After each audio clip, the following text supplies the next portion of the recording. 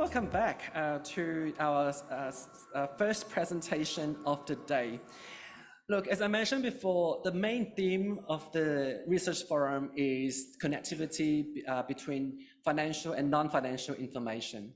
And we have two different sessions today. The first session is going to focus on a topic about forward-looking information. And then the second session will be focusing on climate-related information in the financial statements. So first up, for the first session about the forward-looking information theme, we have two presentations from two presenters, different topics. The first presentation topic is about the use of forward-looking statements in management commentaries. And then the second topic is about Australian listed companies' readiness for baseline and extended sustainability disclosures. So first up, I'd like to invite Professor Marvin Wee from ANU to present its research paper about the use of forward-looking statements in management commentaries.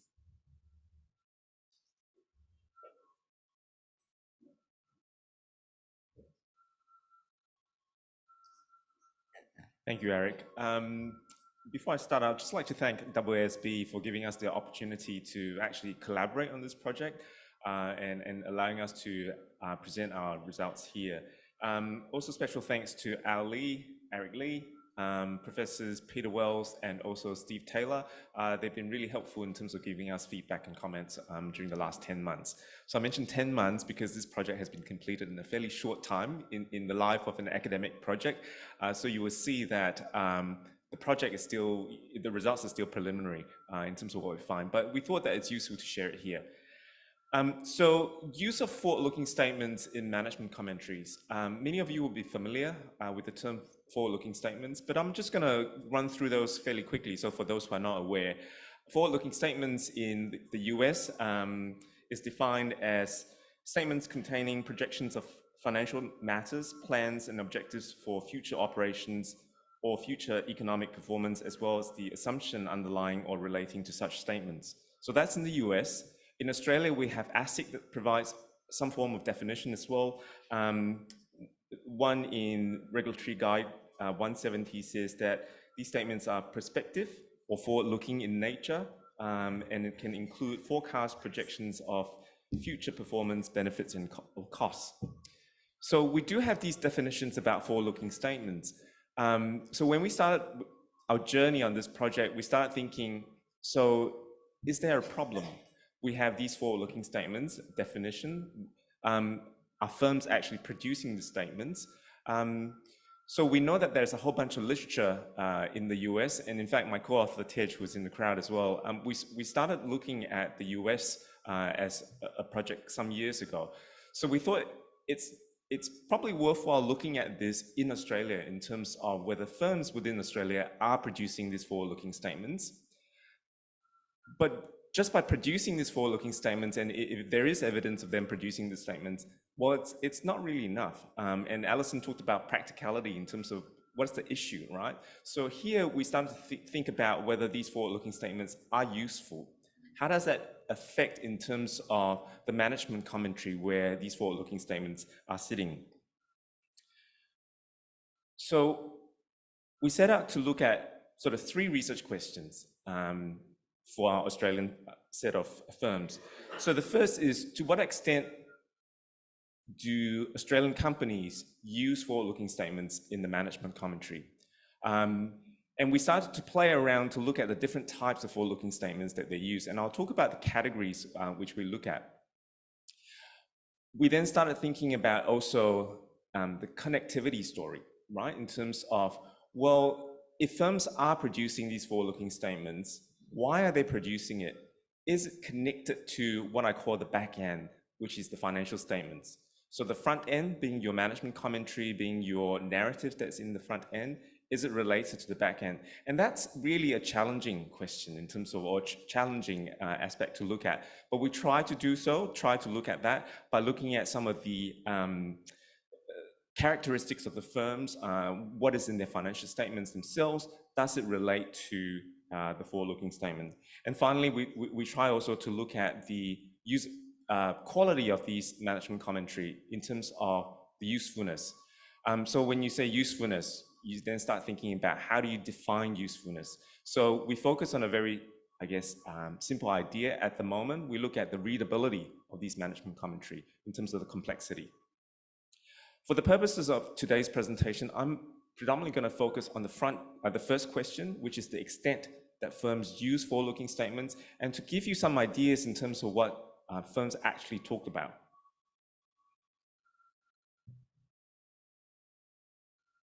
So before I do that, let's talk a little bit about the setting, the Australian setting. So for some of the, I know that there's some standard setters here in the room, so you'll be familiar with practice statement on management commentary and also the developments that have been occurring over the last few years. AASB has actually put that project on pause for now, depending on what AASB does. In Australia, it's a little bit different. We have the regulatory guidance 247 that helps preparers and entities to prepare these OFRs. So in Australia, we call them operating and financial reviews, OFR. We have regulatory 247, regulatory RG 247. We also have that guide being revised. So it was put out in 2013 and then was revised in 2019 to make it clearer in terms of what firms are meant to do. We also know that with TCFD and also climate disclosures, firms have been provided with more guidance in terms of what they have to do with respect to climate disclosures. And we know that these climate disclosures are going to be forward-looking as well, because it's looking into the future to see how these risks affect the firms. So the OFR allows firms to present the management's perspective on issues that can impact on financial performance and position. And so what we should see is that in these OFR, there should be forward-looking information. And because of the TCFD requirements, we should also start to see these climate-related information coming through. We've got two word clouds there on the screen at the moment, and that just gives you a little bit of a clue in terms of what these disclosures firms are making. And you can see the first round diagram there. That's constructed based on the forward-looking statements that firms make. And you can see they talk about business, they talk about the market, they talk about customers. We're going to dissect that a little bit further to look at specifically how these sentences or these comments look like. Then the diagram with the Australian map on it, that's the climate change. And not surprisingly, when we look at the climate-related type sentences, they're all about climate, greenhouse emission, and also about risk as well. So how do we classify our forward-looking statements? So we have two major categories. The first one is forecast-like forward-looking statement. So these are very similar to your management guidance. So there's an example up there that says, that's from APA. It talks about their EBITDA, and it says that for the full year to 2021 to be within the range of this amount. So this was in their in their annual report in 2020. So it has numbers, they relate to earnings. So we classify that as forecast-like forward-looking statements. And then we have this other category, which is forward-looking statement others. And within this category, we have three subcategories. And the first one we have relates to earnings, but there are no numbers associated with those forecasts. So in this example here, we have Sonic that talks about organic growth and talks about strong revenue and earnings growth. So refers to earnings, refers to revenue, but no numbers attached to these. And then the third category is quantitative but non-earnings related forward-looking statements. So these have numbers associated with it, but they don't relate to earnings. So the example that we have up here is an Origin and talks about the adjusted net debt to below the target of $9 billion at the end of next financial year. So it is some aspect that is important to the firm, but it's not related to earnings. It does have numbers to it. And the fourth category is non-quantitative and non-earnings forward-looking statements. So what are these? An example here from CBE, it talks about they will focus on retail business and digital banking to further grow their franchise strength and innovate for future growth. So it's talking about the future, how it's going to have growth, but it's not related to earnings and there are no numbers. So if you think about we call it the softness of these disclosure, the top one is probably really hard. And then when you go down to the fourth category, that's what we call the softer type disclosure. I'm going to actually skip forward a little bit and talk about the sample before I dive into more detail about this disclosure. So the sample that we have is ASX 100. We look at it over 9 years, 2012 to 2020. And the reason why we chose the start of 2012 because of the management commentary practice statement was released in 2010. And we wanted to extend it to 2020 because of the recent changes. So what we have in our sample is 720 firm year observations after we clean the data, 124 unique firms. So not a huge sample, but we believe this is a good sample of Australian companies that are important. What I want you to also look at is this table here in terms of firms with forward-looking statements or the other forward-looking statements. So the category that are called softer, right? Not on earnings, no numbers attached to them, or may have numbers, but it will, if they have numbers, then it's on non-earnings type disclosure.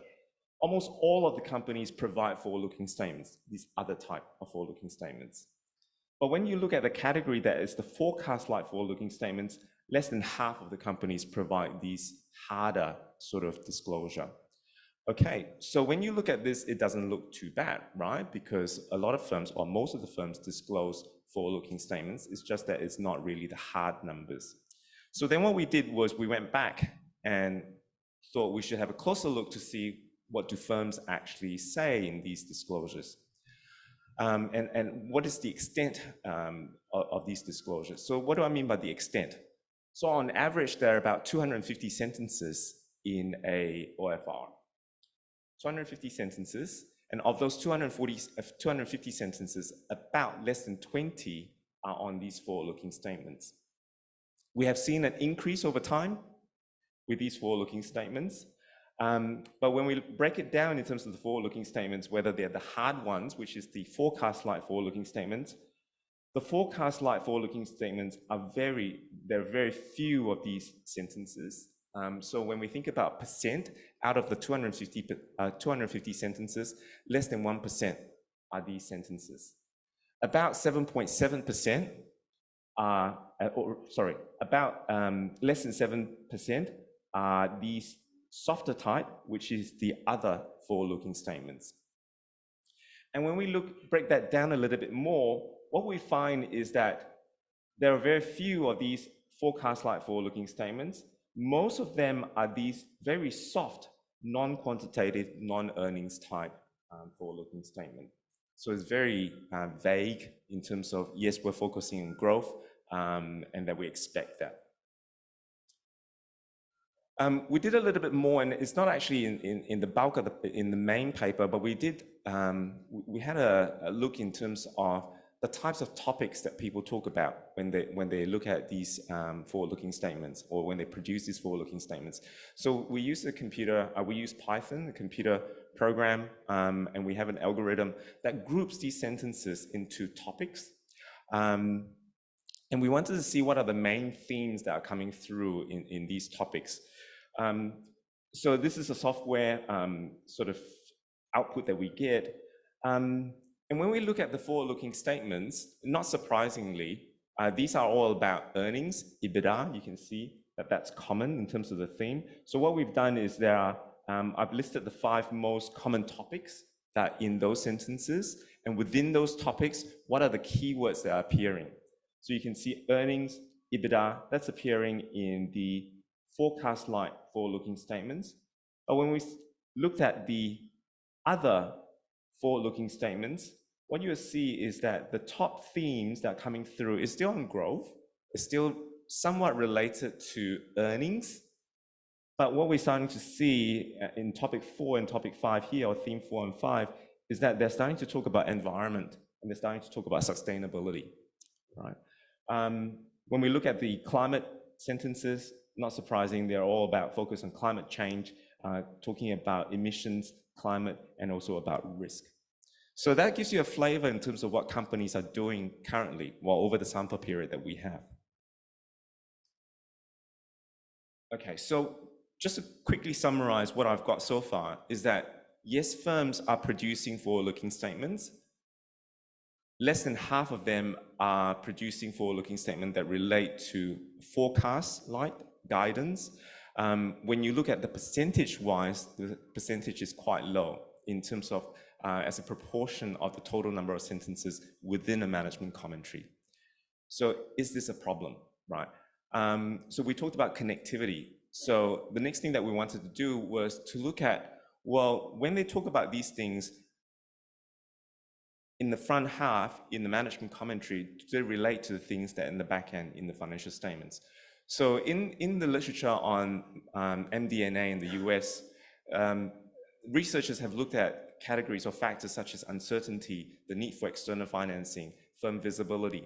So we look at all those factors in a regression model to see whether these factors do affect the firm's use or production of forward-looking statements.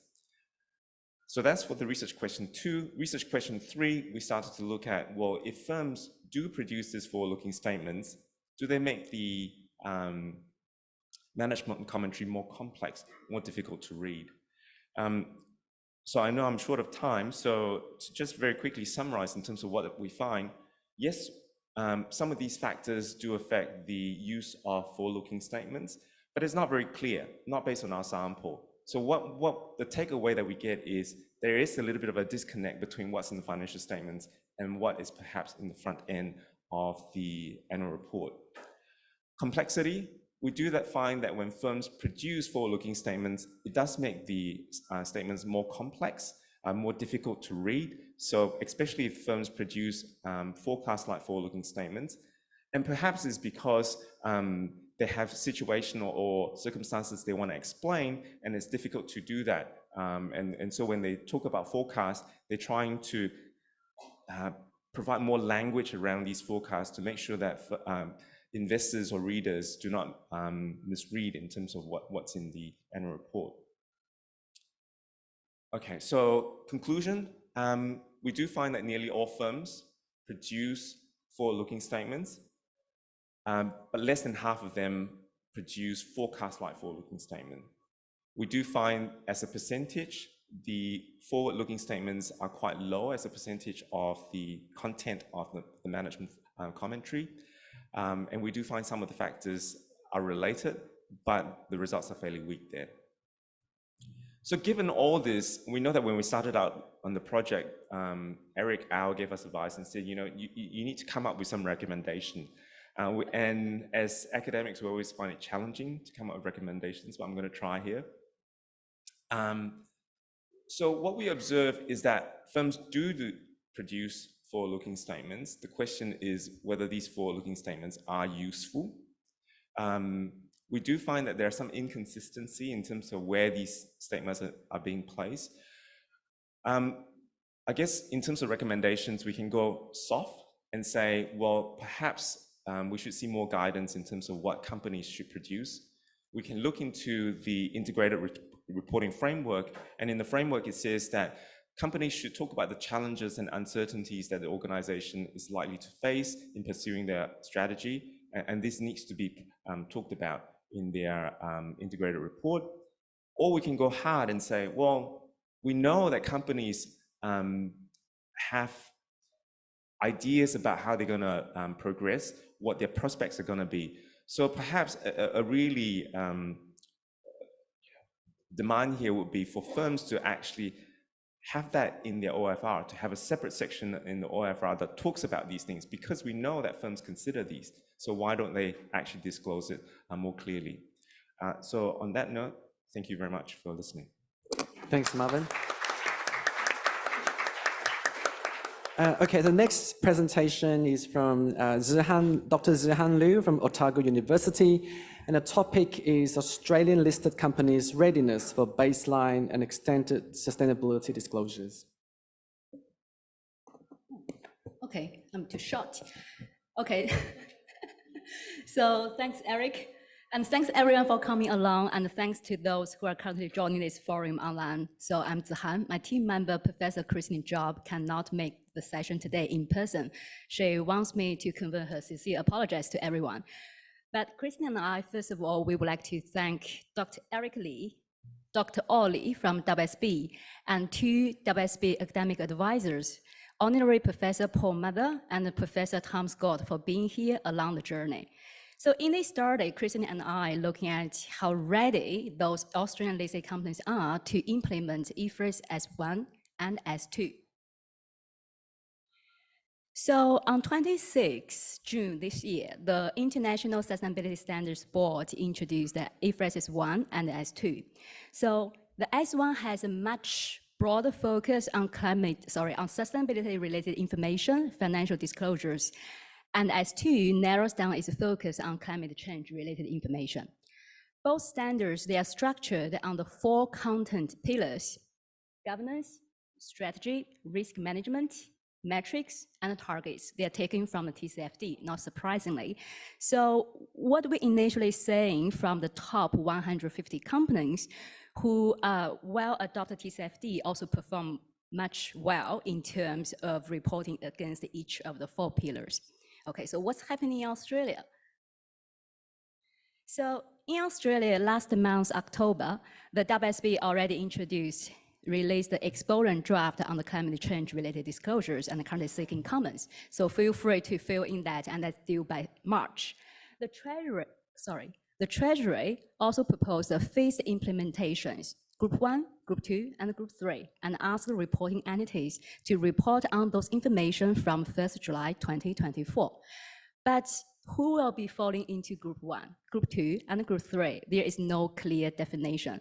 There's no clear and final criteria we can use as well. So in our study, we do not group those sample companies into those 3 companies, and we analyze those companies at one go, okay? And that could be our next project once we receive a final criteria from the Treasury, and we will start looking how each of the 3 groups readiness to adopt the IFRS S1 and S2. So our sample size, we select the top 2,000 largest companies, the largest listed Australian companies, by their market cap as at 31st December 2021.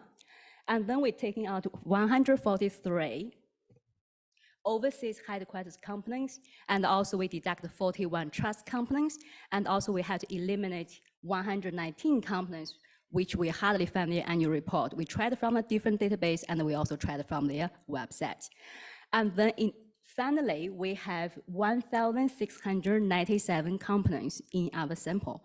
And we collect all those available reports, including annual reports, including the corporate governance statements, as well as the sustainability reports or equivalent. So they may have different names, but as long as there's a report published by those sample companies, that's been captured and analyzed in our study.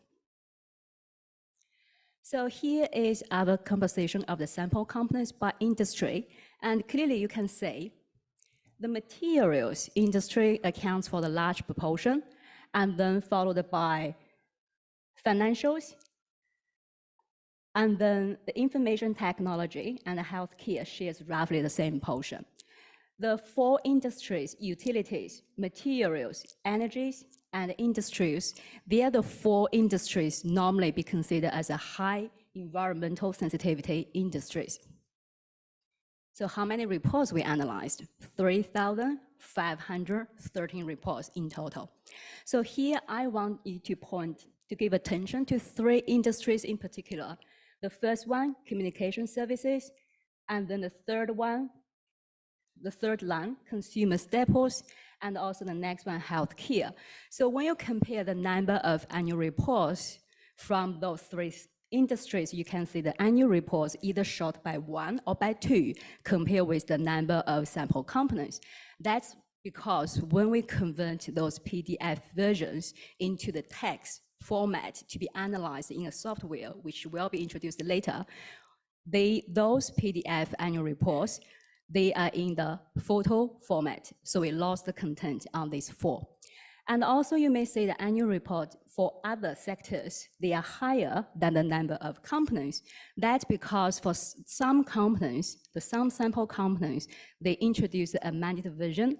So if the amended version only includes a few pages with those errors, then we include that set.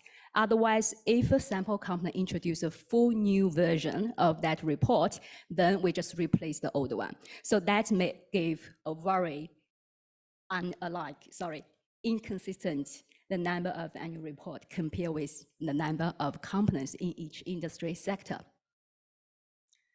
So how we did that?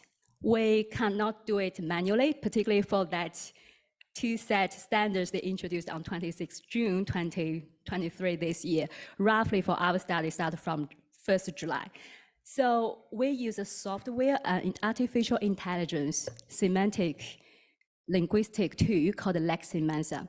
So in order to produce those reports to be analyzed in LexiMansa, first of all, we had to prepare those reports. We had to convert those PDF versions into text format. And then we load them onto the LexiMansa. So we did for 2 industry sectors to do a pilot study. We tried to see those automated generated keywords from LexiMansa compared with the 2 sets of accounting standards, which means S1 and S2. If anything missing, then we manually add those keywords. And then we proceed to the final stage to analyze those 3,500 reports. Okay, so here on this page, I know you are hardly to read, but I just want to give you a flavor of what we did. And we know the standard setters, regulators, practitioners in this room and currently online. If you're interested in that, feel free to get in touch with me and Christine, and we can have a detailed chat from there. Okay, so this one shows you how those 1,600 roughly companies report against S1, which is sustainability-related financial disclosures. Now it has been grouped into 4 themes. The red one or the orange one, that's a theme for directors. And when they come in with the theme, they have some concepts related to that. And those concepts has been listed over there for you to quickly check through. So you can see there's some remuneration and oversight, environmental issues, and also the actual impact and climate-related information, etc. And then the purple one, the purple theme is for the impact, and then some relevant concepts used to generate that theme impact. They are sort of like factors, targets, scope, water, physical, and physical risks, floods, damage, and that's all the related information from the S1. And then we have the green circle, that's theme for cost, and then we have those concepts, so particularly related to carbon emissions, energy emissions, etc. And then the yellow one, that's a theme standard for the value. And then the concepts we're using to generate for that theme, they are the climate-related risks and sustainability-related risks, etc., non-financial information scenarios. So in the middle, it's very busy. I'm not quite sure if you can see just a single word there, but those overlapped information in the center that stand for the climate-related risks, opportunities, sustainability-related risks and opportunities. So the next one, we're looking at how those business report in against to S2, so climate-related financial disclosures only. We remove the sustainability-related information. And for each of we still have these 4 themes generated along with the used concepts. Okay. So here, because to better align with the theme of this forum and also listen to the advice and feedback from AASB, we give you a detailed explanation on how we did what we achieved in terms of 4 future-focused concepts. So we select these 4 themes: connected information, that's the word has been used in the exposure draft of the Australian Sustainability Reporting Standards. And we have a scenario analysis, the targets, climate-related targets, and also we have the time horizons. Because now from that standard size, is ask the business to report information over time frame. Okay, so we are going to report our findings on how many companies report on this information, and how many reports have those disclosures. When you interpret the second one, the number of reports, you can also think that's a unique measure in one single report. And then we report on the total number of mentions against to each of the 4 concepts. And finally, we have our own measures, quantity and the quality measures. I'm so glad to hear Professor Catherine Herban mention greenwashing, and we are trying to touch on that a little bit from that final measurement we come up with. Okay, more on that later. Connected information. So here it shows you the blue one. That shows you the number of companies from each industry sector reported on the connected information concept. Okay, so material, 95, and then followed by financials and energies. And here, that shows you the single unique mention by industry. So material, 126 pieces mentions, and then followed by financials and then the energy. So now we're showing you the number of total mentions. So when business reported on those concepts, they may report it from different aspects, have multiple disclosures. Then the total mentions, trying to capture the total number of mentions related to that concept, in this case, connected information. Okay, so materials, no dots, 490 total mentions, and then followed by financials, and then down to energy. Okay. Our quantity and the quality measures. So for the quantity measures, we're trying to argue the conciseness of the disclosures. I think taking from the user's point of view, you don't want to read many disclosures.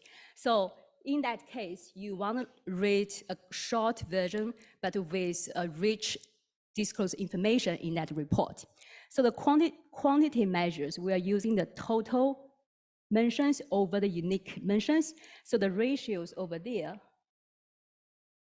it gives you the total over unique and it rank them. So the lower the ratio represents the better or the more concise disclosed information the business, that industry reported on. In terms of the quality measure, we are using the quality measure to argue for the greenwashing. And we follow with the Professor Clarkson from UQ, his philosophy, hard versus soft. And then when we're looking at those connected information, we group them into hard and into soft. Hard means there's a number attached to the disclosures, and soft means only words in a narrative format. And then we have the ratios, hard versus soft. In that case, the higher the ratio, which means the hard disclosures dominates the total number of disclosures, shows the business they are less likely to be greenwashed. So here, when you interpret our rankings, you can see that 1 is given to communication services with the lowest value. That means the communication services industry sector, they are more likely to greenwash during these disclosures. Okay. So again, when you interpret and read those measures, quantity and the quality measures, we acknowledge the limitations considering the time stream we currently have to develop those measures. But we are currently refine our calculations. Okay. We also further break down those connected information into those related to financial statements line of items. But we don't limit our focus to notes to financial statement section because we know there is a group in the afternoon session will be focused on that particular scope. So in that case, there is more than 1,000 pieces of mentions they related to have a sort of a connection to the financial related information. And then, the blue one, 1,000, that's that shows the disclosures related to the non-financial line items. And then the orange one, 379 pieces of mentions here, that shows there is a connection between the disclosures and the financial statements line of items. I probably have to speed up a little bit. And for the scenario analysis, again, the material has the most number of components to report on the scenario analysis, and followed by that's a unique mentions provided by each industry, and then that's the total number of mentions disclosed in relation to the scenario analysis concept. Okay, so here's the quantity measures and the quality measures for the scenario analysis. And you can see the rankings varies largely, and it's very hard to give a very common conclusion from this, say which industry sector performed best. But clearly you can see all the industry sectors, they all have some strengths and weakness in terms of disclosures in those concepts. So the next is climate-related targets. Here is the number of components. Again, materials, 73 components. And that's the number of unique mentions. And here, that shows you the total number of mentions by industry related to the climate-related targets. And here is the quantity and the quality measures we worked out for the climate-related targets by the industry. Okay. Time horizon. Again, materials adopts be the lead, has a number of most companies to report on that information, and have 71 unique mentions.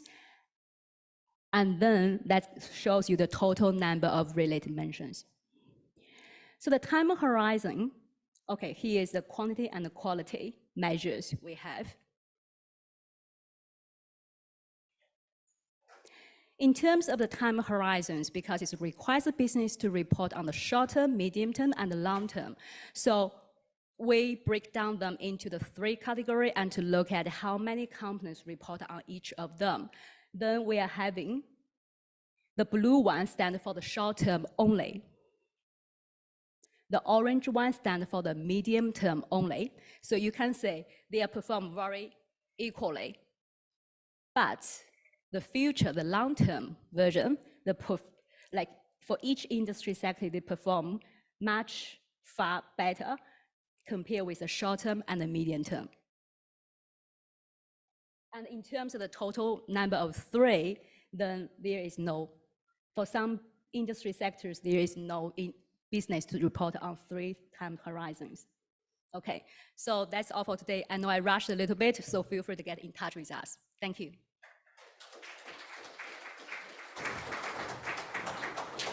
Oh, that's a lot there for a presentation. Well done for making it short for 15 minutes, although you've spent so much time on this project for the last 10 months. Okay, so we're now going to move on to a panel discussion.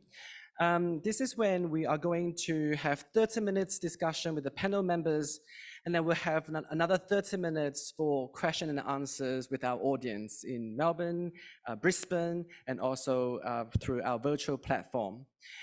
So I'm going to invite the panel members to be on the stage. First up, Doug Niven, who's the chair of the AASB. I think many of us know who he is.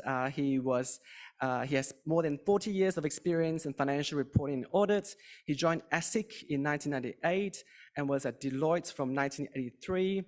And then he was appointed as the full-time chair and CEO of the AASB. Before he joined the AASB, he was the chief accountant of ASIC, which is the Australian Securities and Investment Commission. And of course, he's been in many roles in many international bodies. And then the next person I would like to introduce and invite to be on the stage is Nishta Agarwal, who is coming from the user's perspective in the panel discussion. Nishta is a financial emission analyst with the public interest think tank, Climate Energy Finance. She analyzes the climate targets and financing activities of Australia's banking giants, engaging with investors, industry, government, and environmental groups to accelerate capital towards whole of economic decarbonisation. And the next person I would like to invite to be on the stage is Amir Ganda from the Chartered Accountants of Australia and New Zealand, Reporting and Assurance Leader. That's his role. He started his career in a country accounting firm in northern New South Wales. He was trained at top-tier professional services firms, including EY in Australia and London, gaining extensive experience in reporting, assurance, and regulation. Previously, he was the Deputy Director of Public Policy and Regulation at the International Federation of Accountants. He's also been active in the policy-making area and also in the profession in accounting and auditing. The next person I'd like to invite to the stage is Robert Sharma, who's coming from the prudential regulator's perspective. Robert is the head of accounting services at the Australian Prudential Regulation Authority, APRA. Accounting and risk management knowledge and expertise is his strength. He's been working in the financial services industry for many years. He's also our insurance AASB 17 transition resource group member. And that transition group is still active at the moment. They still meet at an ad hoc basis to solve insurance problems. Okay, with that, I'm going to now introduce our moderator, Associate Professor Mohammad Nadim from the University of Queensland. He joined UQ in 2022. He held academic positions at the University of Otago and Auckland University of Technology, New Zealand. He again published widely in international journals, and he's very active in not only in the academic industry, but also with the practice. So I'm going to hand over the session to Nadim to moderate the panel discussion.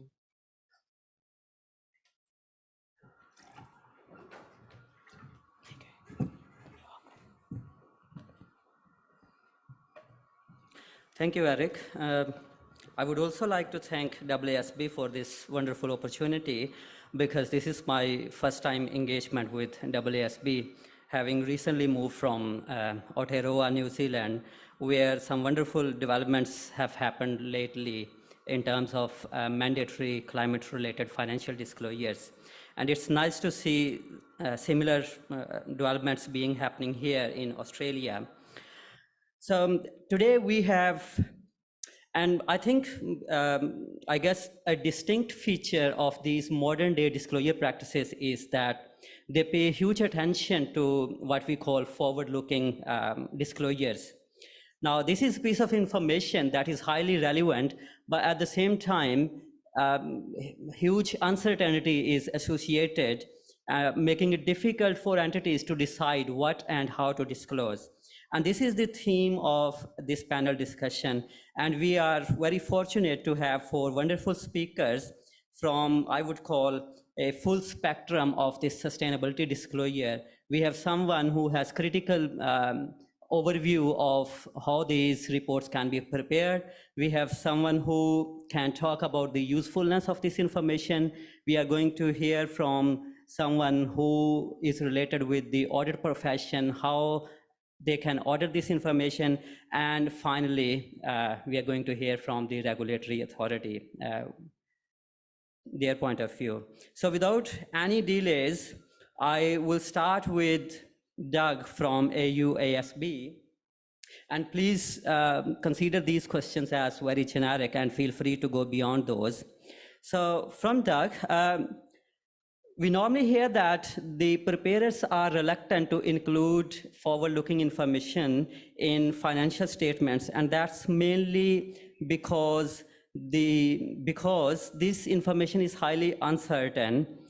And what's your view on that, and how do you see, or what do you suggest how entities can better connect this forward-looking information in their reports?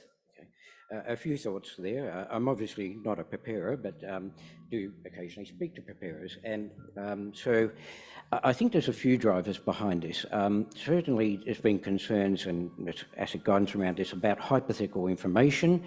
Having said that, of course, when you look at the climate disclosure, scenario analysis involves hypothetical elements. So as long as you're clear there, that's not an issue. Certainly, you're right, the challenges of putting the information together, I'll come back to some of that in a moment. Concerns about liability. And I think in that regard, it's useful to have a look at RG247 that was referred to earlier, which does have a paragraph in there about liability concerns. And it says, of course, the obvious things. You've got to have, by the way, you can put in statements and make it clear you've used available information, but have a reasonable basis for the information. That's a legal requirement. My favourite saying from someone who said, where people are concerned about liability, well, what unreasonable basis do you want? But certainly good governance around that. And of course, circumstances change over time. So if you've got forward-looking information, we've got a continuous disclosure regime in Australia, so just update the market for that information. Now, having said that, I know people are still concerned about class actions, and some of the answer to that is just don't worry too much. I know there's sometimes perhaps a tendency to settle rather than actually contest matters, but it perhaps wouldn't be a bad thing if someone did contest in those sorts of circumstances if they really believe this. So there's a number of factors at play there, and I reflect on even with COVID-19, the start of COVID-19, a lot of uncertainties, and so ASX actually said discouraged forward-looking information. But having said that, and there's a lot of forward-looking information already out there, and of course it's in the financial reports. And we think about COVID-19, somehow we managed to cope with this forward-looking information in financial reports. People could still sign off, you still got clean audit opinions. And part of this goes to the solution, which is disclosure. Disclosure around, and this is already covered in the AASB standards and the proposed ASRS1, which is about talking about the key assumptions, the uncertainties, and so forth. Now, clearly, if there's data limitations, then you might have a different situation, and I'll put my auditor's hat on it for a second. You might have significant uncertainties and need to comment on that. But people do seem to cope with forward-looking information, and for those who were here yesterday, I'll risk repeating myself, sort of crossing over into the climate and sustainability information, there seems to be heightened concern about forward-looking information there. And I think part of it is because it's new. And so people don't want to be the first. And by the way, I should add, in the context of the operating and financial review, there's no requirement to quantify, which goes back to some of the analysis there. But when you get to the climate information, it's already information, it's underlying assumptions in forward-looking information in the financial report. Now, I appreciate the comments that you've got discounting and headroom and so forth, but you don't always have that. There's forward-looking information in terms of other asset values, going concern, and we still managed to cope with that. Now, one of the things about this is I recognise it's perhaps a little bit more difficult when you're focusing on one piece of information, but with the climate information, what ASRS1 is saying is look at the general purpose financial report as a whole, that's the financial statements and the climate disclosure. And we look at it in that context, then it should be easier to get to a level of comfort on that, both from a preparer, director and auditor point of view. What can standard setters do? Well, I think the AASB is already doing that, and at risk of crossing over with Amir, but since I'm here with the AASB hat on, obviously from the assurance point of view, we're looking at what guidance we can give locally in terms of forward-looking information, and some of it will cross over with what I've just discussed. So I think I better stop there. And your last views on how do you think standard setters can assist preparers in providing forward-looking information in their statements? Yeah, true. So the audit one's coming, but look, I think from the standards point of view, I think most of it's already there. We've got standards that highlight the fact that you need to make disclosures around this. Now, I should say, on top of the disclosures already there, key assumptions, estimation uncertainty, you can think about scenarios as well, and probably weighted scenarios in terms of deriving the information, and that's in there as well, but it was also highlighted in COVID-19. So I think they're key elements that that will assist as well. But it's not all up to the standards as well. Some of it's about liabilities, a bit outside that regime. But yeah, I think they're sort of the key elements of it. Thank you. Thank you. Nishta, you are an expert climate analyst. So you will be speaking from a information user's perspective. So what do you think that do users find this forward-looking information useful in financial statements? And do you think that the current disclosure practices, they actually meet this users' information demand? Hi, thanks for the question. So I'll answer them both separately, but just by way of introduction again, so I'm Nishta Agarwal. I work for a think tank, Climate Energy Finance. So I'm not within an organisation or within a bank, but I assess the big four banks, and our whole mandate is to shift capital at speed and scale towards the energy transition. So in that sense, I'm a climate finance analyst and not an accountant, which I hope can be a benefit to the diversity in the conversation. And so I've just come out of a busy period of assessing the financial year 2023 disclosures of Australia's big four banks in preparation for speaking to you all today. And my work really does focus a lot on those forward-looking statements and dealing with the intersection of those forward-looking statements with financial and non-financial activities. So to bring that to life, a couple of examples are within the banking sector, and I should say the banking sector is extremely exciting to sort of analyse because the banks are then interested in the transition plans of their customers. You kind of get this really like bird's eye perspective into transition planning readiness expectations in sort of the wider economy. So the bank is looking at things the ones that we are most interested in and I think are most material are things like the bank's policies on coal, oil and gas, and then how that translates into the bank's on-book exposures to energy, but also off-book financial deals. And I think that element there gets to the heart of greenwashing. One of the elements of greenwashing. I also look at sort of the climate financial targets. So how much money is a bank pledging to spend over the next 5, 10, 15 years? And then how is that capital allocation happening year on year in practice? And essentially, whether that capital is going towards genuine emissions reduction activities. I also look at these scenario models, sector decarbonisation pathways that all of our big banks have signed up to under the Net Zero Banking Alliance. So again here, I think the parallel I would draw into what I'm interested in for those sector decarbonisation pathways is then, well, how is the bank working with their customers to improve their transition readiness and transition plan maturity, especially in the lead up to this being regulated by ASIC when Treasury's sustainable finance strategy does get sort of implemented and post the ASRS legislation. So to answer the question of, do users find forward-looking information included in the financial statements?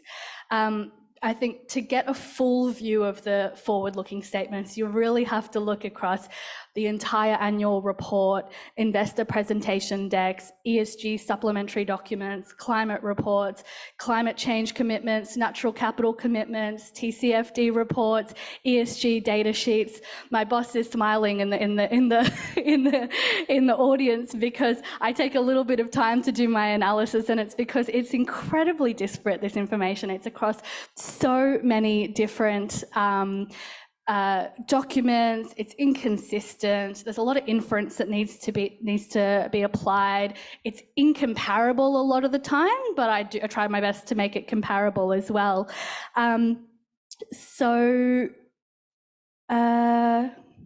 Yes, I have said everything I need to on that question. You hinted to complexity and inconsistency in that information. Your quick thought on how you think, or your suggestions, how this disclosure can be made more useful? Yeah, I think we're going to come to that. I might actually just answer that as the last question and just... It is actually last. Yeah. So would you like me to answer the question then on does the current disclosure meet users' needs? Yeah. So like you really need to look at it in terms of like how you define that need. So if it is to assess the financial health of the organisation, well, I'm not an accountant, like you know, maybe it does. I might say no because of the following factors. You know, is the need to is the user's need to sort of assess and reduce greenwashing? Well, if that's the need, if the user is looking at it from that perspective, then in many cases the current disclosure isn't sufficient because of the off-book financing, because companies and financial institutions can choose which scenario they want to do all their modelling to. So there's no standardisation in that scenario. There's a lot of cherry picking. If the user is looking at it from the perspective of Treasury's announcement last month on the 16th of October, when Treasury announced climate change is a systemic risk that will have fiscal impacts, then again, I would say no, the disclosures aren't sufficient because there are, as I mentioned, structural deficiencies, scenario shopping, plus technological viability of certain technologies that are considered green and transition. Lastly, just coming to like the last need, if you're looking at it from the perspective of a human, like all of us in the room would be quite concerned with, the perspective of science that says 7 of 9 planetary boundaries are almost at risk of reaching their tipping point, then again, I would say the disclosure requirements do not meet the needs to be able to ascertain systemic risks, because we really need to know how are Australia's largest corporations perpetuating this risk in very cyclical, exponential sort of ways. You know, and coming to that point of climate scenario modelling, unfortunately the integrated assessment models used within climate scenarios are linear and they do not account for these exponential risks. I might save it there and give someone else a turn. Yeah, thank you. It's nice to hear a user's perspective. I will move on to Amir. And more often than not, auditors indicate that auditing forward-looking information can be challenging. So what are your insights on that? Thanks very much, and thank you for having me here. It's a real honour to be on the panel, thoroughly outclassed by my colleagues and probably those in the room, so but bear with me. To zoom out maybe a little bit first, listening to those couple of fantastic presentations, thank you to the authors. The first thing that occurs is the massive thirst for forward-looking statements that's out there at the moment. And part of that is just natural. You want to know what's going to happen. That's why people probably look at the historical information as well for the most part. But there's other factors as well. I'll maybe touch on climate a little bit later, although I know I'm not supposed to focus on that. But one factor is we now have these massive external data sets that are being looked at by professional investors and analysts. It's becoming really par for the course in how financial analysis works, as well as if you think about the technology that's being used for the analysis now, artificial intelligence kind of systems increasingly.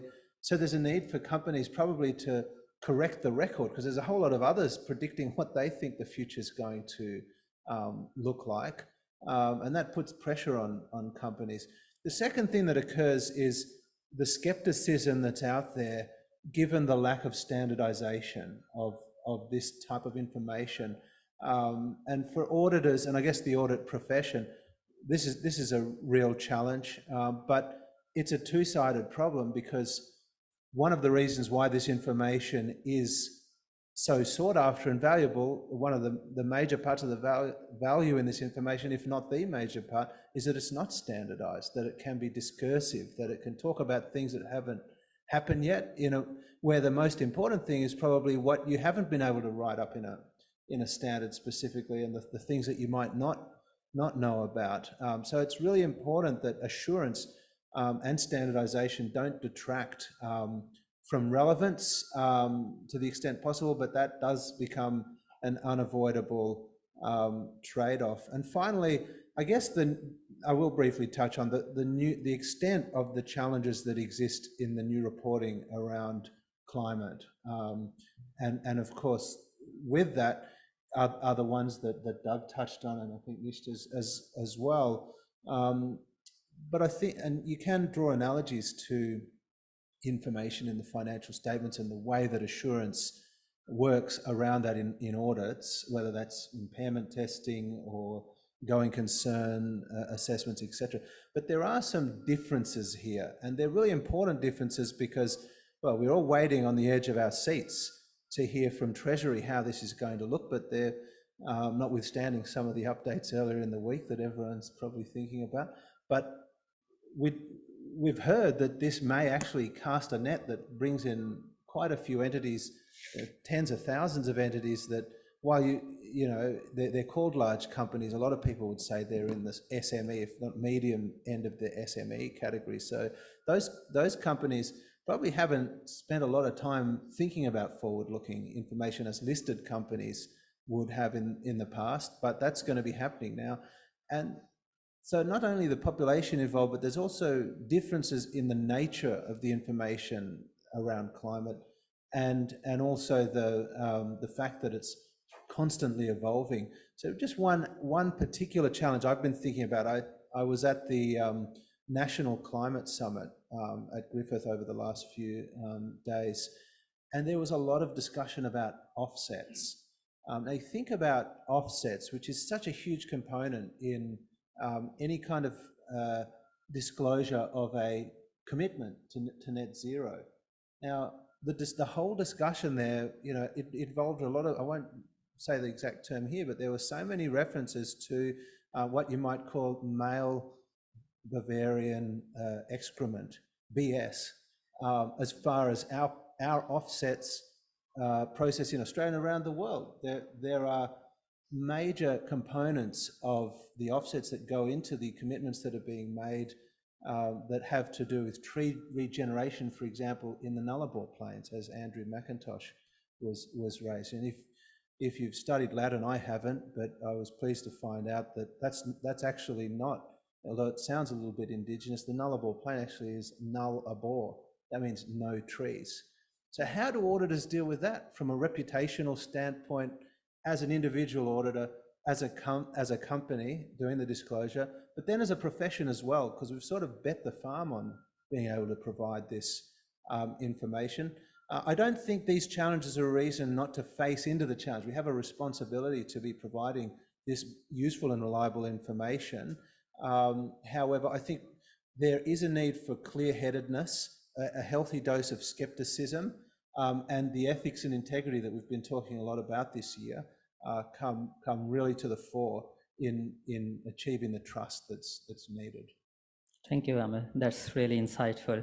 I now move on to listen the perspective of the regulatory authority. So we have Rob Sharma with us. So Rob, one concern that is particularly mentioned by the reporting entities is around the litigation risk associated with forward-looking information.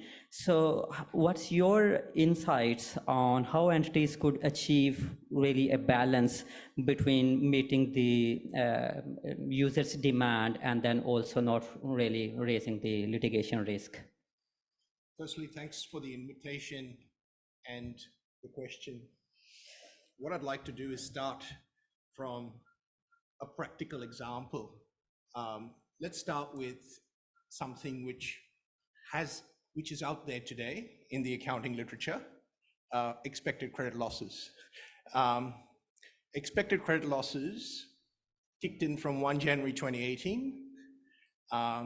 It's been through a road test with COVID, and that's a typical example where you have a high degree of judgments, measurement uncertainty, and challenges. And when we started on that journey, my experience has been that banks initially had a version of the model, and through the COVID process, they've learned, hang on, this doesn't work and there is room for improvement, and they've refined their approaches. So what I'd like to share with you is some of those learnings, because they could be particularly relevant when you apply climate, because I think there's a lot of similarity in terms of the practices. So when IFRS 9 was kicked in and people got into ECL, most people relied on the backstops, which is past due. The challenge was always the forward-looking piece. So what did banks and other entities do? They started using public sources to do that. They looked at their risk management. There was education of their audit committees, their risk committees. And they also thought what kinds of loans they write. A typical home loan, for example, goes 20 to 30 years out. In climate, you're looking at impacts 20 to 30 years out with transition risk. So there are learnings. Then they started refining their approach. They started saying, okay, what could happen on the good side, which is your upside? What could happen on your downside? And how do I manage that in terms of an unbiased, reliable estimate? I think what people have learned from the practice of COVID is that challenge process needs to occur more frequently. The granularity of information and data is key with that process. And people have started doing things like benchmarking across entities. And it's still a journey of improvement, and people have still started to improve and are still improving. They're going into second and third generation models. And they're also doing back testing and saying, hang on, does this actually make sense, right? I think those are the tools which could be useful. Now, maybe a lot of that is not in a formal standard. It could be in the form of examples. It could be nudging from the audit profession, regulators, and the like. Those are important tools to get you on this journey. And I think in terms of the litigation piece, which I like to now turn to, I think it's really important that people are transparent, explain everything, and document everything as clearly as they can and concisely as they can, so readers can get a snapshot of which critical judgment is driving the outcome,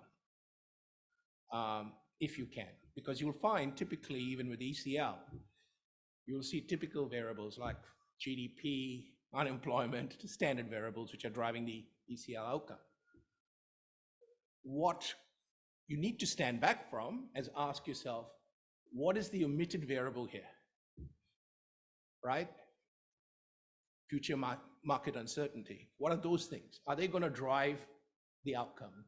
And you should factor that either into your model or do an overlay or in your downside scenarios. And then you test the reasonableness. And a lot of this may not be quantitative. It could be a qualitative test, where people with judgment and experience challenge the outcome. And you document that. I would encourage people to document that, because then you have got a basis. If you're challenged in a court, you can say, look, I followed due process, okay? There's a reasonable basis for what I've done, and therefore this is how I've reached a conclusion. It is forward-looking, and it'll drive a significant amount of an entity's financial statements. And I'm using ECL as an example, but there are other examples. There could be fair values, there could be a whole range of things. So in terms of the litigation risk, I think the key thing for me is transparency, clarity around the judgments, how you're dealing with the measurement uncertainty, and always think about improving. It's not a boilerplate, because you know what, the world changes. I get up tomorrow, it's a different day to today. And that's the way we think about it. And we ask ourselves, have we got it right as a prudential regulator all the time? And what are we missing? And that can also feed in to how a bank runs its business, its ECLs and the like, by way of example. And I think with climate, which has a broader application, you need to think about, how does this impact my business model? And over what time horizon? So those sort of challenges Some of it's quantitative, some of it's qualitative, thinking about the risks, and then documenting that in your financial reports would help in terms of balancing the litigation risk, because you can demonstrate what you've done. I'll pause there. Can I just build on that to say that, yeah, absolutely, those forward-looking statements, you know, to like really do help the business think about risk, and I know that's the second session for the day. But it is really important to sort of like have that divergent thinking and capture it so that we don't end up with boilerplate submissions. Like, this is a really tricky task and a tricky time that we're in, a tricky task of, you know, fundamentally shifting, transforming the economy and the way we make things, accounting standards as well, the way we measure things. So really important to capture that divergent thinking. Thank you. It's so interesting to listen to regulators using terms, omitted variables that we academics faced on daily basis. But look, it's an interesting discussion that could go on for hours, but I'm also conscious of the time. So before I open the floor for question and answer session, I would like to invite back actually Professor Marvin and Dr. Sihan to come on stage before we can proceed with questions.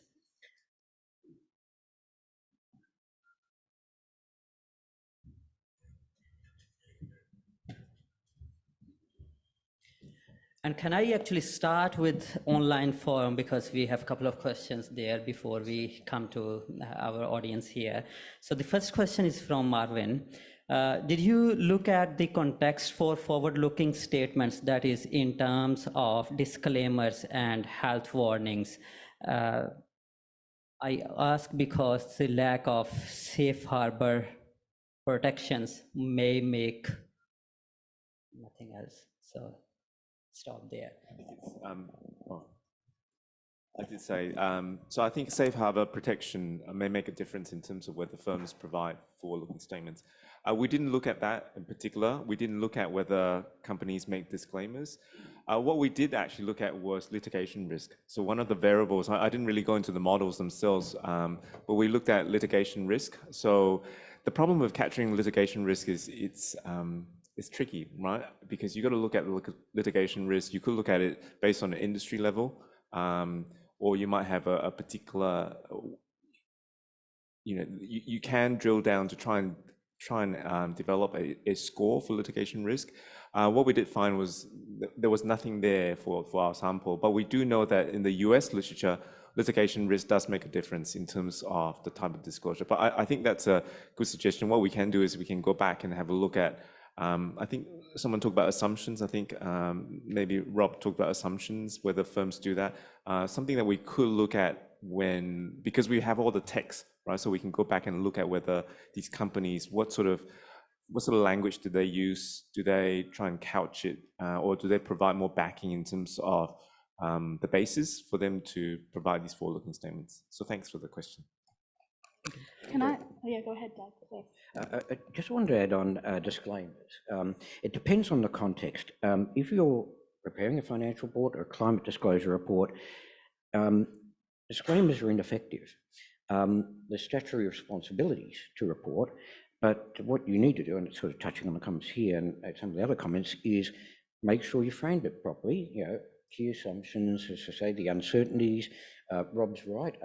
If you were to look at it's still on the website, ASIC's FAQs on COVID-19. It's all there about documenting the circumstances, what you're facing at the time. So if when someone comes back and questions it later, you can say, well, yeah, sure, things have moved on, but this is what I was facing at the time. So it's not about disclaimers as such. It's about making sure you've got disclosure around the uncertainties, and making sure it's clear also, yes, when it's hypothetical, so many degrees in terms of climate, but also when we're talking about uncertainties, ranges, you know, the ranges are broader. And just to add also, you know, thinking about these concerns about forward-looking information, scenario analysis at the moment, internationally, S1 and also in the exposure draft, there's no requirement to quantify, which is the point before, and that probably helps, although how you get transition plans without quantification internally is another question. So, yeah, but I do think it comes down to disclosure, documentation and so forth, not disclaimers. Yeah. And the only thing I'd add is to say that, from FY21, the disclosure landscape and the way that businesses are thinking and reporting about climate-related risks specifically and nature-related risks has really evolved very fast and changed. I've been looking at the bank's reporting since FY21 and seeing that change each year until now. So just to add that. And could I add one other thought? Sorry, I can't help myself. Safe harbours. So there's no stated government position on this, but when you look at Treasury's second consultation paper on climate disclosure, it talks a lot about potential liability relief for 3 years for certain information. I have no idea what government will land on that, but yeah, the US has been talking about safe harbours and so forth, so it's recognising, yeah, in the short term, potentially, there may be value in some sort of relief. But whether that makes sense in the long term, because the balancing act is investors want reliable information and others, and if you give liability relief, are people really accountable for the information that they're producing, and how much care will they take in putting that information together? And I was just thinking, as we were talking about the safe harbours and the relief, certainly the policy compromise that's been being discussed is regulator-only actions. And if you were attending or sort of privy to the discussion at the ASIC forum the other day and some of the news, my interpretation is the regulator said, well, geez, if we're the only one taking action, we bloody well better take some action. So I don't know that it's necessarily a respite from this, but that's probably, that's probably a good thing in terms of the need for real accountability around this reporting. One difference I wanted to highlight compared to, say, the ECL example or some of those other examples is how much of the information that is centrally relevant to the climate disclosures is external. The control of the information is external to the organisation, whether that's talking about Scope 3 emissions or on the sort of expense side, or whether it's talking about those offsets that are managed elsewhere in terms of the, if you call that income or the offset side. And that's actually, that feels like something very new and no kind of, I mean, I can't think of an analogy other than when you think about something unfortunate like Wirecard or Enron, with the extent of external off-balance sheet entity kind of housing the main information that's relevant to what's being reported. So no doubt some challenges to continue there. Could I just add to that on the climate piece? I didn't want to touch on climate because that's the next section, but I acknowledge there's a lot of evolution. There's a lot of data challenges with climate, but that's no different to where we started with ECL in some ways.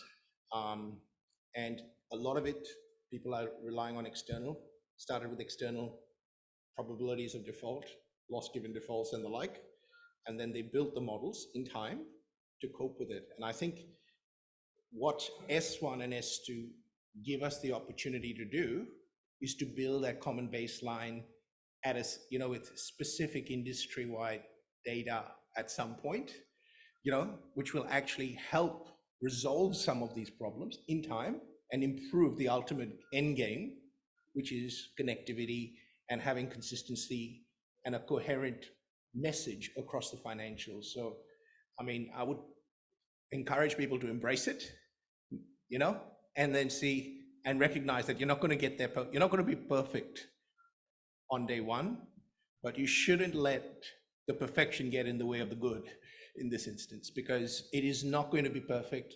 The nature, and I know it's, as an accountant, it's probably out of our comfort zone because we always like past events. We've got certainty, and now we're being asked increasingly in more industries to do more and more estimates and forward-looking pieces.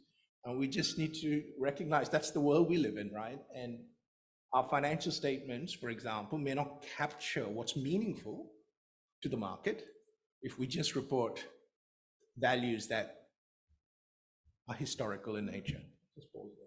Thank you. Can we take a question from this audience here before I go back to the online audience again? if there is any question here in the hall.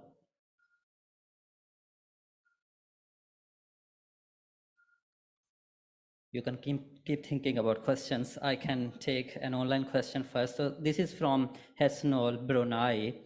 There are actually two parts of this question, and it's not particularly addressed to anybody, so I can expect any of our panelists to answer this. So first part is, how close or far off were companies when reporting before the pandemic in terms of reliability and accuracy of what's been reported in financial reports? And the second part is, what are three main elements needed to ensure forward-looking statements are relevant, reliable, and useful? Anybody can start? I think the question was particularly framed in the start of the pandemic, is that correct? Yeah. And so, as I say, there's some guidance on all of this on ASIC's website, still there, the FAQs. And it comes back to a lot of things we've been talking about before. There were uncertainties, and it's about disclosing those uncertainties. Might mean looking at a range of scenarios to get values and probability weighting, and being clear about what you've done there. It is about the documentation, as Rob highlighted. But yeah, a large part of it is about disclosures. Some of it's sensitivity analysis as well. There's even a disclosure for asset values and impairment, which says, well, you've come up with a value, reasonably foreseeable change in assumption, would you have an impairment loss? So I think, and with a former hat, I used to say with the pandemic, disclose, disclose, disclose, basically was the solution. Yeah. So the first question is, what did we do during the pandemic? It's fair to say during the pandemic, we asked for a lot of information from a lot of people, in summary. And our focus was twofold. We are very informed by data. So we had a lot of information around forward-looking information that we started to collect. We started benchmarking key risks in key portfolios. And what I mean by key portfolios, if you're talking about a bank, say, in your residential mortgage portfolio, where are the risks building? Because we started seeing provisioning numbers jump up significantly because people just didn't know what was coming down the pipeline. And at that stage, I think the IFRS mechanical model was suspended around then, and there were a lot of other measures, and those things occurred. So we started looking at it and started looking at, okay, Bank X, you're doing this. We did peer group benchmarking. We understood, we also engaged with the entities to understand that better. We looked at their disclosures, and then we started peeling back the onion. And a lot of this is the challenge with judgment stuff is there's seldom a magic bullet or a technically right answer. And it goes back to what Doug is saying. You get a range. The trick is to get in a range that's relatively sensible. It's not just off the charts. If someone is standing off the charts, it just tells you something's not quite right. So that's the practical learning. You get a range, you try to reduce the degrees of freedom, and then you try to make sure, what is there that justifies the outlier. Look, an outlier might be valuable or it might be relevant, but you then have to start peeling the onion and then understand why is that occurring. I missed your second question, sorry. Three elements needed to ensure forward-looking statements are relevant, reliable, and useful. Well, you need data, right? You need good assumptions. You need a good governance process. You need a good challenge process. I'll just keep it at that high level.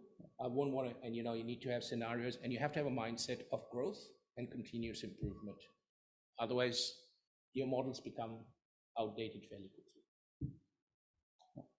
I was just going to add, from a practical standpoint, in terms of the COVID experience, certainly all of that applies very much, and there's a need for a lot of guidance from the very lower end of the scale in terms of size, right up to large companies wanting to have certainty as to how their peers were treating a lot of things. And I think it's probably appropriate to give a hats off to the AASB and the AUASB as to some very fast and quickly put together but effective guidance that was done, very extensive guidance. And as a professional body, we tried to bring that guidance in with other material available into a number of guides that were available. But it was an amazing time, and I'm sure there are real lessons for the challenges we have right now in this space. I guess the only thing I'd add maybe to the other aspect is it is a very popular saying, and I heard it the other day as well. Perfect is the enemy of good, and I use that myself often around the house, actually, especially when it comes to my bit. Also, the 80-20 rule, I love it. I run my life based on that rule. However, that can also be of what you call a very dangerous line of reasoning if you don't follow it all the way through and you allow that to kind of look past what isn't necessarily very good at all in some cases. Do you want to add anything? Go ahead, you go. Okay, I'll go first. So the on the point of relevant, reliable and useful, definitely would echo assumptions. So I'll keep it short. Assumptions, time-bound, forward-looking statements, intentionality is really important, and then the effort towards operationalizing those forward-looking statements. On intentionality, the example I'll use is this. In looking at ANZ's disclosures this year, they've committed a really ambitious, they've pledged, I should say, $100 billion towards social and environmental outcomes this year. So that's the type of capital that we really want to see have an impact towards the goals we're all fighting for. However, last year when they released that $100 billion goal, it was positioned very specifically as transition finance to help ANZ's sort of high-emitting customers go on that journey of decarbonisation. This year, because it's been changed in the reports, and there's no sentence that I could find at least that says, you know, the intention for the change is this, I'm then, you know, trying to do my due diligence as best as possible by contacting ANZ and our contacts within ANZ directly to say, what's the intention behind this? Thanks, Nishta. Sorry, just to pass to Zihan as well. Thanks. So I was thinking like maybe I didn't go on the 3 particular elements, but something I think is very good timing to call, particularly like the leaders of the business to really change their mindset, to have a piece of forward-looking mindset in their mind, to think what they really need for now and what they want to go in the future, and what sort of things they need to bring with them during the journey and in order to get where they want in the future. For instance, speaking from the findings we found, in particular for the time horizon thing, the reason why we develop into short-term, medium-term, and long-term into 3 Ps, because when we analyze those reports, we found something very interesting is the business, they do not have a very clear definition on the short-term, medium-term, and the long-term. Is very weak. So that's why when you look at the findings, the long-term, the total number of mentions in relation to the long-term mentions are very like far above medium-term and short-term. So that's why we're calling for the care when you read and interpret our findings, because in that case, it may capture the mention related to the short-term and the medium-term. But because the business have no definition at all, they may just simply mention in the future or forward, in a way forward, what do we want to achieve, etc. So it's falling under our long-term disclosures mentions. So I think also trying to be specific in terms of the time frame, what you really want to achieve in terms of each of the 3. Okay, thanks, that's my Zihan. piece. There was a question about assumptions for forward-looking statements, but I guess Nishta has already touched on that. So I will move on to the next and perhaps the final question. I think this is addressed to Amir. How much work goes into the audit process when we now have financial data that is being handled by AI, artificial intelligence? Yeah, that's a really, really good question. And in fact, we're currently doing some work on this question. A few years ago, we're updating a paper that we did a few years ago that looked at this, and 2019, I'm going to say. And at that stage, it was in its infancy, absolutely. You know, really, even at the very big end of town, just starting to think about how that technology might impact. Now, of course, it's everyday life. It's coming into everything. You know, and it really has exploded in terms of how AI is being used from the small end of town to the big end of town. It's available, it's off the shelf now, it's incorporated into software packages. So from an auditor's perspective, using those tools is very much a part of the toolbox now, is what we're hearing. But on the other hand, I think part of this question also is the information that they're receiving from companies. And I dare say that probably presents a huge risk for auditors. And I know that auditors are spending a good deal of time thinking about those risks right now, just as, you know, they sort of impact on everyday life. But if you think about the information that auditors need to rely on, there was always, you know, an effort needed to make sure that what you're actually seeing coming out of a system is reliable, and that the system is reliable. Well, now you've got, I think, to quote an article in The Guardian a few weeks ago, there was an Australian professor who said he'd discovered artificial intelligence can present, what was it again?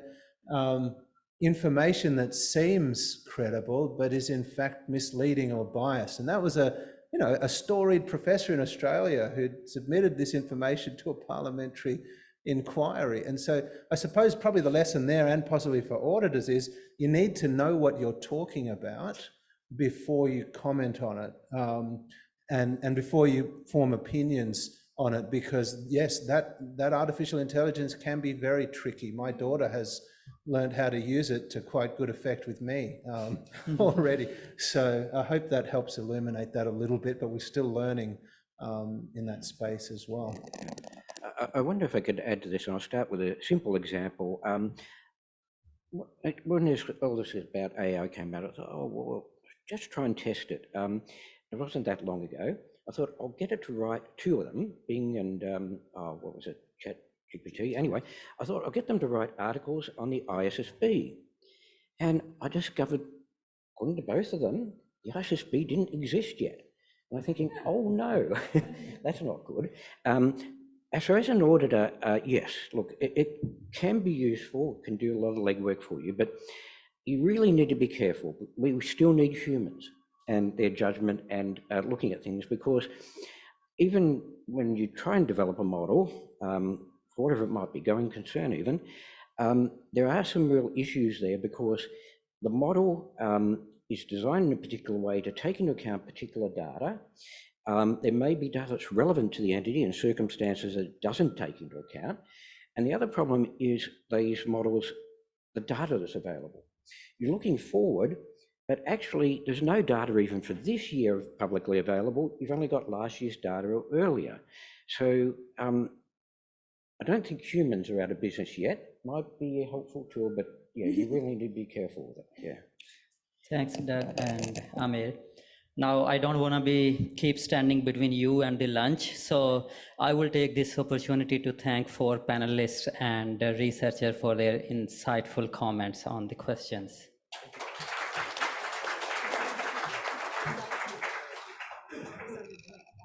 Is it?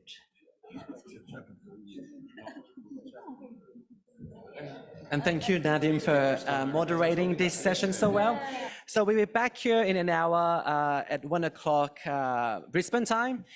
So we'll see you back in the next session. Thank you.